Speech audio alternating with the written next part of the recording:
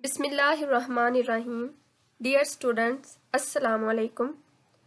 Methods of mathematical physics के first lecture में आप स्टडी करेंगे types of unit vectors in curvilinear coordinate system.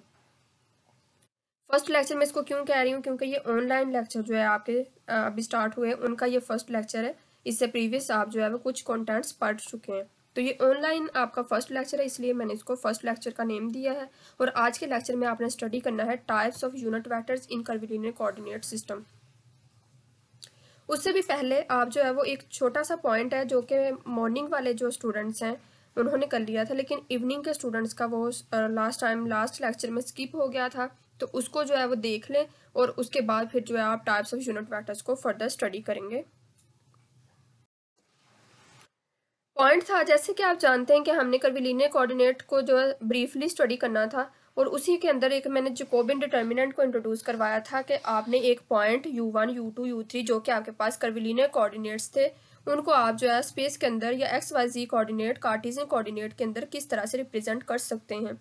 तो मैंने कर्विलिनियर कोऑर्डिनेट्स को in terms of space coordinates और in terms of Cartesian coordinates जो है रिप्रेजेंट करने का मेथड बताया था, जो कि आपके पास जैकोबियन डिटर्मिनेंट कहलाता था। इसमें आप देख सकते हैं where J for Jacobian and u1 u2 u3 are orthogonal coordinates, XYZ are Cartesian coordinates. तो इस टर्म को हम इस तरह से ओपन कर सकते हैं, which is equal to partial into u1 u2 u3 over partial XYZ, which is known as Jacobian determinant. अब ये जो है इसकी एक आप समझ लें कि ये फार्मूला टाइप है। इसको जब ओपन करते हैं यानी कि डिटर्मिनेंट फॉर्म में लिखते हैं तो ये आपके पास आता है, ये आपके पास इस तरह से आ जाएगा कि आपके पास पार्शियल u1 और फर्स्ट जो आपके पास कॉलम है वो x डिपेंडेंट होगा, सिमिलरली जो आपके पास सेकंड है वो y डिपेंडेंट होगा, और जो आपके पास थर्ड कॉलम है वो z डिपेंडेंट होगा। और इस जैकोबियन को कभी भी इक्वल टू जो है जीरो नहीं आना चाहिए, ये आंसर इसका जीरो के इक्वल नहीं होता। क्यों नहीं होता? अगर आंसर इक्वल टू जीरो आ जाता है तो इसकी ट्रांसफॉर्मेशन जो है वो ब्रेक हो जाती है। आपके पास कोई भी एक कॉलम जो है वो उसकी जो आपके पास एक सीक्वेंस बन रही होती है वो सीक्वेंस वानिश हो जाती है, जिसकी वजह से आपका डिटर्मिनेंट जो है वो प्रॉपर्टीज को फुलफिल नहीं करता, सेटिस्फाई नहीं करता। तो उस ट्रांसफॉर्मेशन के ब्रेक होने की वजह से आपके पास कर्विलिनियर कोऑर्डिनेट्स फिर इस डिटर्मिनेंट के अंदर होल्ड नहीं करते।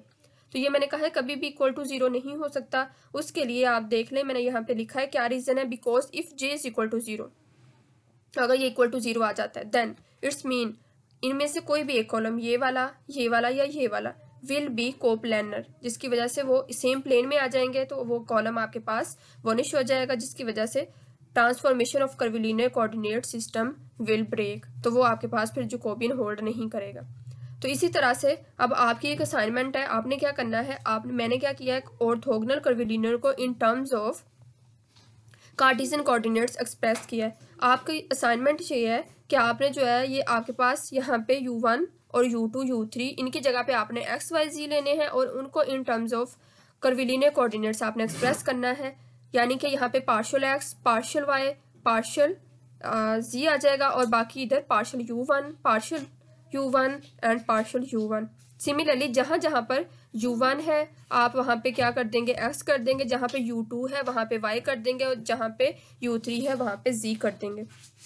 सिमिलरली जहाँ पर x है उसको आप u1 कर देंगे, जहाँ पर y है उसको आप u2 कर देंगे, और जहाँ पे z है उसको आप जो है वो u3 कर देंगे। तो इस तरह से फिर आप क्या कर सकते हैं कि आप कार्टेशियन कंपोनेंट्स को या कार्टेशियन कोऑर्डिनेट्स को भी इन terms of orthogonal curvilinear coordinates लिख सकते हैं। बाकी आपको समझ नहीं आएगी तो वो आप जो है वो मुझसे पूछ सकते हैं कि उसको किस तरह से सॉल्व करना है। बाकी मैंने बता दिया है कि इसकी प्रॉपर्टीज़ या सीक्वेंस इसकी भी वही रहेगी। यहाँ पे भी आपके पास x, y और z आ जाएगा, ओवर में आपके पास u1 आ जाएगा, और इसकी भी प्रॉपर्टी यही रहेगी कि इस सिचुएशन में ये आपके पास कोप्लेनर हो जाते हैं, और उस कोप्लेनर होने की सूरत में कर्विलिनियर कोऑर्डिनेट्स की ट्रांसफॉर्मेशन ब्रेक कर जाती है। नेक्स्ट है जी जो आज का बेसिक लेक्चर है टाइप्स ऑफ यूनिट वेक्टर्स। मैंने आपको जब स्टार्ट करवाया था ऑर्थोगोनल कर्विलिनियर कोऑर्डिनेट सिस्टम तो मैंने बताया था कि यहाँ पे हमारे पास two types of unit vectors होते हैं, जिसमें कि आपके पास यूनिट टेंजेंट वेक्टर्स होते हैं एंड यूनिट नॉर्मल वेक्टर्स होते हैं। आप ये भी जानते हैं यूनिट टेंजेंट वेक्टर्स जो होते हैं वो वेरिएबल बिहेव करते हैं, एंड जो यूनिट नॉर्मल वेक्टर्स होते हैं वो आपके पास कॉन्स्टेंट बिहेव करते हैं।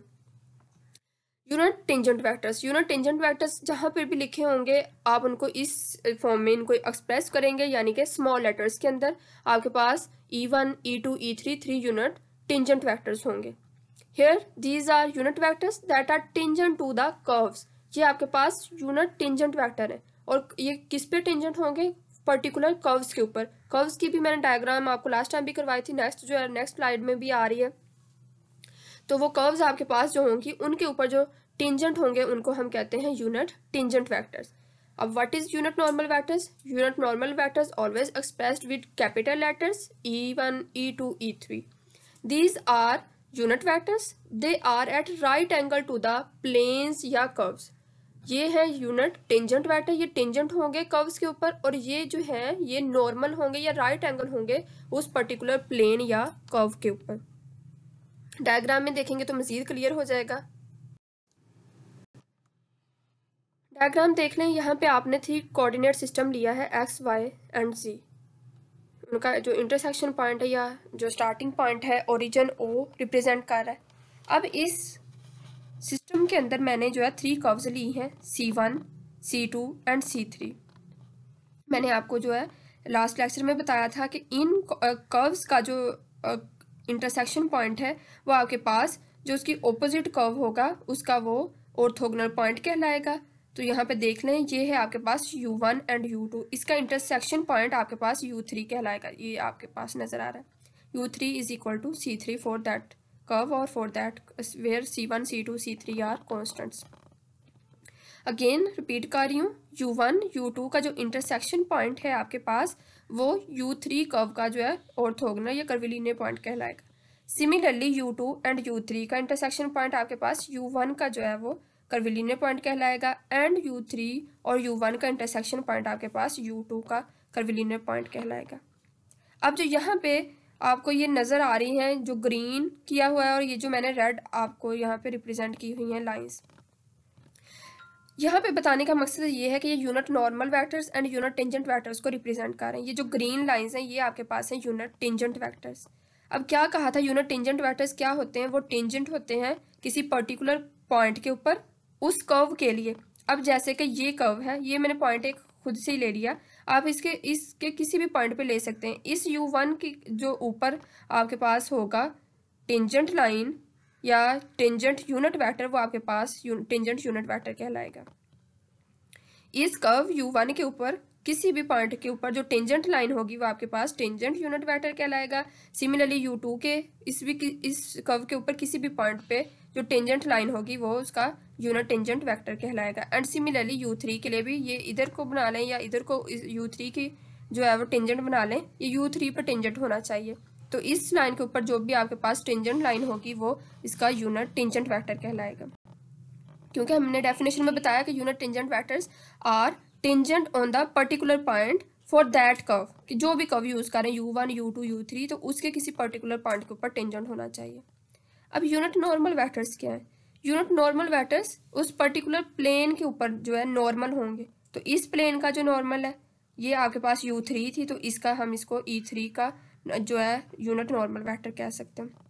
ये आपके पास U1 था, तो इसका जो है इसके ऊपर इस प्लेन के ऊपर जो नॉर्मल है वो E1। सिमिलरली ये आपके पास U2 था, तो इसके ऊपर जो नॉर्मल है वो E2। तो जो यूनिट नॉर्मल वेक्टर्स हैं वो यहाँ पे कैपिटल E के साथ रिप्रेजेंट किए गए हैं और जो कि नॉर्मल हैं for that particular plane. And similarly unit tangent vectors are represented by small letters और small e which is tangent on that particular point for that curve. Similarly अब इनका जो थोड़ी सी डेरिवेशन है इनको हम एक्सप्रेस कैसे कर सकते हैं, नोट मैंने एक छोटा सा राइट किया है, देख लें। The unit normal vectors are normal to the whole curve, जो मैंने अभी बात बता दी है, while the unit tangent vectors are tangent at particular point P, तो वो किसी पर्टिकुलर पॉइंट P के ऊपर टेंजेंट होंगे। अब इनको एक्सप्रेस कैसे कर सकते हैं? कर्विलिनियर कोऑर्डिनेट्स जो कि आपके पास U1 वो in terms of XYZ which is equal to C1। Similarly, U2 is equal to C2 and U3 is equal to C3 are card level coordinate surfaces where C1, C2, C3 are constants, as we know that, and each pair of these surfaces intersect each other by a coordinate line जो कि C1, C2, C3 constants हैं, और coordinate lines जो है आपके पास मैंने बताया था कि वो आपके पास होंगी U1, U2 एंड U3। अब यूनिट वेक्टर्स की जो है एक इक्वेशन है, जनरल फॉर्म है, वो भी देख लें। हम अज्यूम कर लेते हैं हमारे पास पोजीशन वेक्टर है xi प्लस वाई जे प्लस जी के be the position vector of point. तो हम लिख सकते हैं x, जैसे कि अभी मैंने U1, U2, U3 को लिखा था in terms of X Y, इसी तरह हम एक्स वाई जी को भी इन terms of U1, U2, U3 लिख सकते हैं। तो इसी तरह से अगर एक्स वाई जी के कोऑर्डिनेट हम इन terms of U1, U2, U3 लिख सकते हैं, तो हम पोजीशन वेक्टर R को भी इन terms of U1, U2, U3 लिख सकते हैं, और इसको इक्वेशन नंबर 1 कह दें। इसको 1 कह दें या A कह दें, क्योंकि इस इक्वेशन को फर्दर ड्राइव कर हम जो है यूनिट नॉर्मल वेक्टर्स ड्राइव करेंगे। यूनिट नॉर्मल वेक्टर्स इस इक्वेशन नंबर A को यूज़ करते हुए हम फर्दर जो है वो ड्राइव करेंगे यूनिट नॉर्मल वेक्टर्स या यूनिट टेंजेंट वेक्टर्स। तो सबसे पहले आप जो है यूनिट टेंजेंट वेक्टर्स को ड्राइव कर लें, जिनको हम कैसे रिप्रेजेंट करते हैं। अभी मैंने बताया है कि आपने स्मॉल लेटर्स अगर ई में लिखते हैं तो वो आपके पास यूनिट टेंजेंट वेक्टर होंगे, और अगर कैपिटल में लिखते हैं तो वो यूनिट नॉर्मल वेक्टर्स होंगे। तो ये मैंने इक्वेशन जो ए है उसका डिफरेंशियल लिया, यानी डेरिवेटिव आप लेंगे दोनों साइड्स पर, तो वो आपके पास इस तरह से आ जाएगा D R which is equal to partial R over partial U1 DU1 plus partial R over partial U2 DU2 plus partial R over partial U3 DU3। इसको इक्वेशन नंबर बी कह दिए। अब यहाँ पे ये पार्शियल जो आर ओवर पार्शियल U1 ये सारे क्या हैं, ये आपके पास partial R over partial U1 vector tangent to the curve U1। Similarly partial R over partial U2 क्या है, vector tangent to the curve U2। Similarly partial R over partial U3 क्या है, vector tangent to the curve U3। हर एक curve के ऊपर जो vector tangent है वो उसको मैंने इससे रिप्रेजेंट कर दिया, यानी इस इक्वेशन के अंदर ये जो 3 पार्ट्स हैं ये टेंजेंट वेक्टर हैं उस पर्टिकुलर कर्व के लिए, ये U1 के लिए, U2 के लिए और ये U3 के लिए एट पॉइंट P। तो ये भी मेंशन कर दिया कि पॉइंट P के ऊपर। उसके बाद आप जानते हैं कि यूनिट वेक्टर क्या होता है। Unit vector equal to vector over its magnitude. Unit vector कैसे निकालते हैं, फॉर एग्जांपल आपके पास कोई वेक्टर ए है, उसका आप यूनिट वेक्टर निकालते हैं तो वो क्या होता है, equal to vector A over its magnitude. तो सिमिलरली अब यहाँ पे यूनिट टेंजेंट वेक्टर निकालना है, तो ये यहाँ पे unit vector which is equal to vector over its magnitude. Vector का पीछे मैंने मेंशन कर दिया पिछली स्लाइड के ऊपर, तो ये उसकी मैग्नीट्यूड को रिप्रेजेंट कर रहा है, और मैग्नीट्यूड वाले फैक्टर को ऑल्सो हम जो है वो कह सकते हैं H1। ये उसको सिंप्लीफाई करने के लिए मैंने उसका नाम रख दिया H1। सिमिलरली जो दूसरा सेकंड टेंजेंट वेक्टर है E2, उसका भी यहाँ पे आपके पास वैल्यू आ जाएगी, ओवर उसकी मैग्नीट्यूड आ जाएगी, और मैग्नीट्यूड को मजीद रिप्लेस कर सकते हैं H2 के साथ। सिमिलरली जो थर्ड फैक्टर है या थर्ड टेंजेंट वेक्टर है उसके भी फैक्टर को आप जो है वो H3 के साथ रिप्रेजेंट कर सकते हैं। अब यहाँ पे H1 H2 क्या है, H3 क्या है, ये अपनी आसानी के लिए इस जो है बड़ी वैल्यू को मैंने स्मॉल वैल्यू के साथ रिप्रेजेंट कर दिया, और इसको हम स्केल फैक्टर्स भी कहते हैं, और ये हर कोऑर्डिनेट सिस्टम के लिए इनकी वैल्यूज़ डिफरेंट होती हैं। तो इन तीनों यूनिट टेंजेंट वेक्टर्स को आप इक्वेशन नंबर 1, 2, 3 का नाम दे दें, और इनको पुट कर दें इक्वेशन नंबर बी के अंदर। जहाँ जहाँ पे आपको E1, E2 या E3 लिखा हुआ था आपके पास, वहाँ पे इनकी वैल्यूज़ पुट कर दें, तो आपके पास ये जो है इस तरह से आ जाएगा। Where H1, H2, H3 are called scale factors and E1, E2, E3 are called unit tangent vectors in the direction increasing U1, U2, U3 respectively. Okay, उसके बाद putting equation 1, 2 and 3 into equation B we get equation B के अंदर मैंने उनकी values put कर दी हैं, तो मेरे पास आ जाता है H1 DU1 E1 plus H2 DU2 E2, ये आपके पास यूनिट वेक्टर को रिप्रेजेंट कर रहा है, plus H3 DU3 E3 unit vector which is general form of curvilinear coordinate equation. Also the scale factors have different values for different coordinate system, जो कि मैंने अभी बताया है कि ये जो स्केल फैक्टर्स हैं H1, H2, H3, इनका हर सिस्टम या कार्टेशियन हो, सिलेंड्रिकल हो, स्फेरिकल हो या कर्विलिनियर हो, इनकी वैल्यूज़ डिफरेंट होती हैं। तो होपफुली आपको समझ आ गया होगा आज का लेक्चर। अगर नहीं आया तो आप जो है वो कमेंट सेक्शन में पूछ सकते हैं, आप व्हाट्सएप ग्रुप में पूछ सकते हैं, जहाँ से भी आपको मसला हो मैं आपको फर्दर जो है गाइड कर दूँगी। थैंक यू, अल्लाह हाफिज़।